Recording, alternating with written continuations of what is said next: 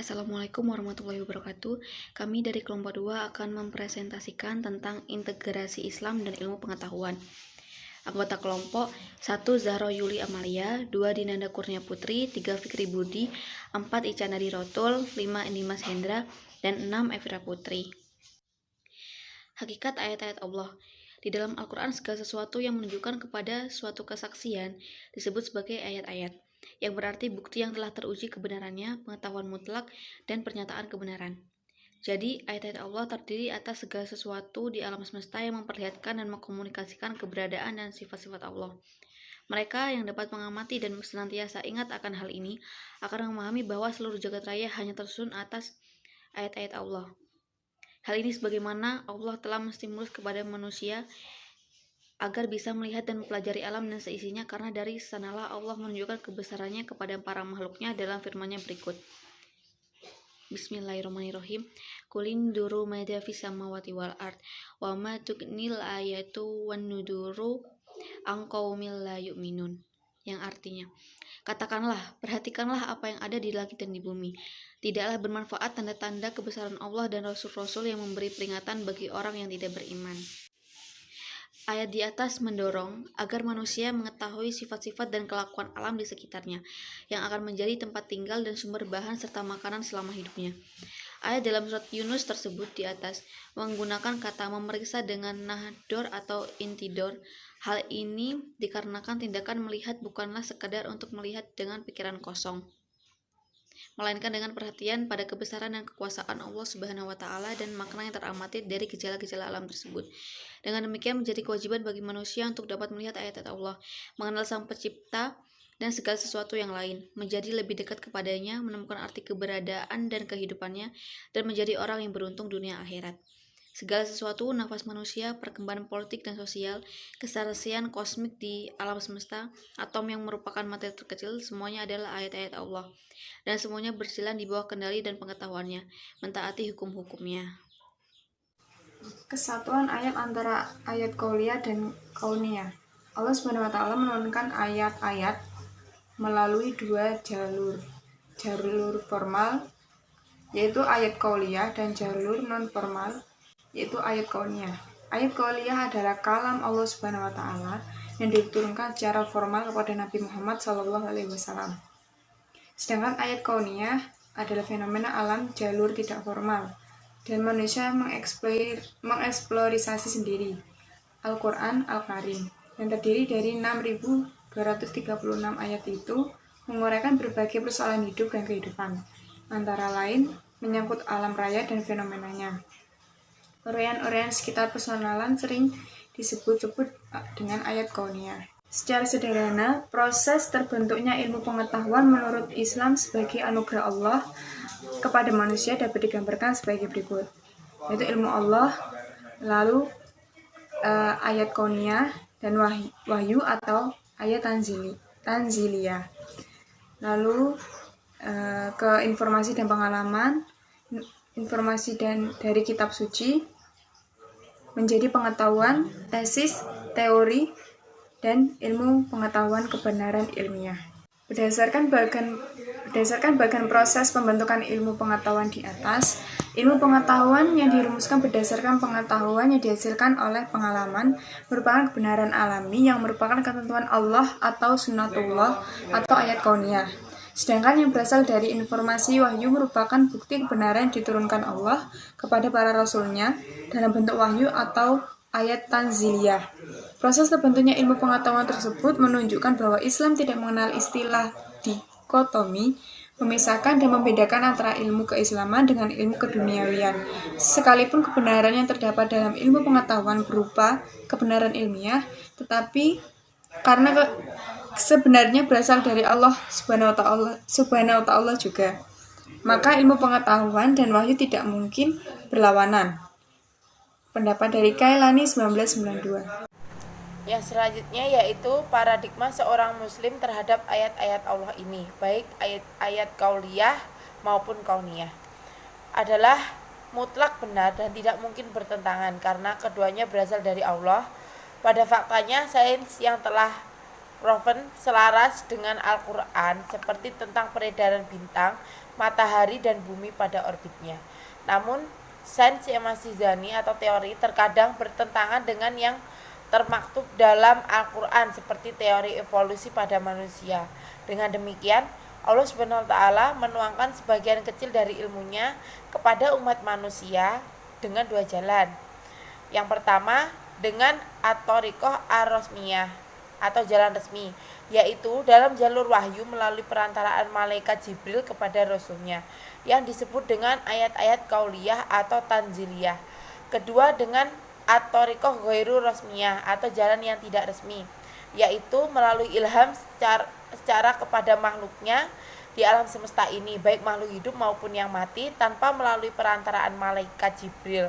Karena tak melalui perantaraan malaikat Jibril, maka bisa disebut jalan langsung. Kemudian jalan ini disebut dengan ayat-ayat kauniyah. Yang selanjutnya yaitu interkoneksitas dalam memahami ayat kauliyah dan kauniyah. Secara garis besar, Allah menciptakan ayat dalam dua jalan, keduanya saling menegaskan dan saling terkait satu sama lainnya.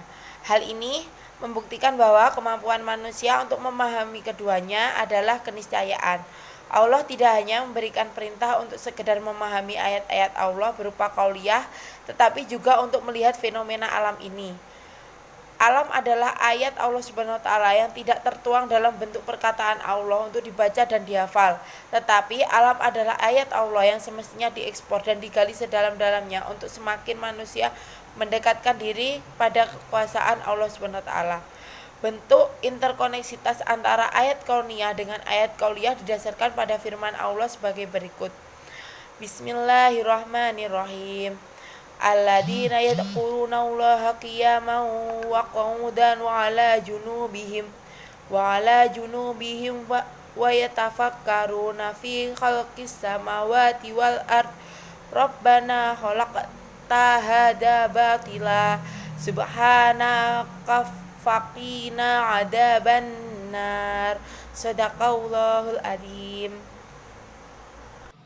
Dalam konsep Ibrahim pada tahun 2005, bahwa perintah membaca ini harus diterjemahkan sebagai membaca dalam arti luas dan tidak hanya terhadap objek yang tertulis atau ayat Qur'aniyah, tapi juga pada objek yang tercipta semesta atau ayat kauniyah. Dengan menghayati cara saksama model yang tercipta ini diharapkan dapat menangkap pesan yang tersirat dari fenomena alam yang ada atau Kailani 1992. Selanjutnya, Kailani mengatakan bahwa implikasi dari perintah membaca itu merangsang manusia untuk giat menulis, meneliti, mengobservasi, menganalisis, dan kemudian merumuskannya sebagai teori ilmu.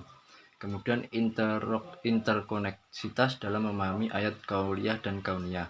Secara garis besar, Allah menciptakan ayat dalam dua jalan, keduanya saling menegaskan dan saling terkait satu sama lain.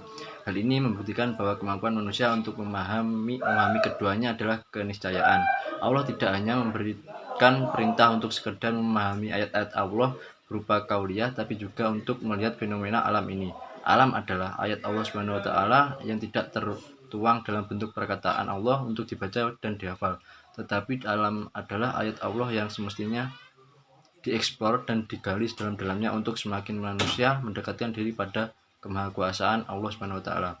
Bentuk interkoneksitas antara ayat kauniyah dengan ayat kauliyah didasarkan pada firman Allah berikut. Bismillahirrahmanirrahim. Alladzina yadhakkarunallaha fiyama wa qa'adu ala julubihim wa takfuruna fi khalqis samawati wal ard. Rabbana khalaqta hadzal batila subhanaka faqina adzaban nar.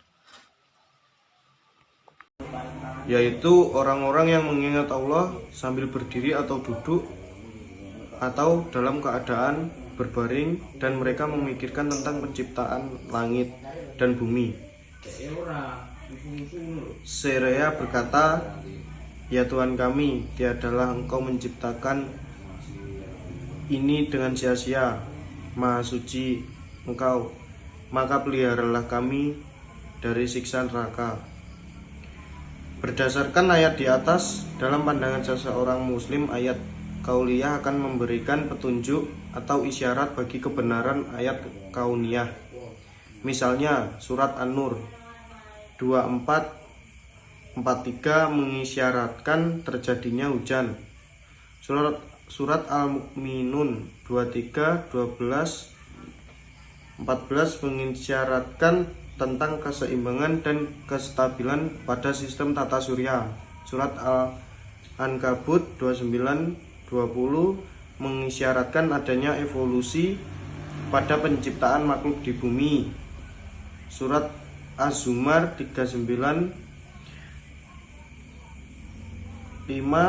dan surat An-Nam 27:28 mengisyaratkan adanya rotasi bumi dan bulatnya bumi. Sebaliknya, ayat kauniyah akan menjadi bukti al-burhan bagi kebenaran ayat kauniyah akan menjadi bukti al-burhan bagi kebenaran ayat kauliyah. Lihat surat Al-Fussilat 41:53.